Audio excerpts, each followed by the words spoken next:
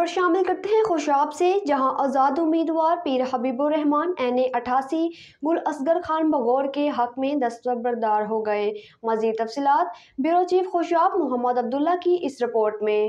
پیر حبیب الرحمان نے اپنے ساتھیوں سمیت انجینئر گل اصغر بغور امیدوار 88 کو اپنی مکمل حمایت کا یقین دلایا اور ایک شاندار جلسے کا اہتمام کیا۔ انجینئر گل اصغر بغور کو گوروں پر بٹھا کر استقبال کیا اور پھولوں کی پتیاں نشاور کی۔ اس موقع پر امیدوار NA 88 گل اصغر بغور نے خطاب میں کہا ہے کہ میں انتہائی مشکور ہوں پیر حبیب الرحمان کا، جنہوں نے مجھ پر اعتماد کیا اور اپنے ساتھیوں سمیت میری حمایت کا اعلان کیا۔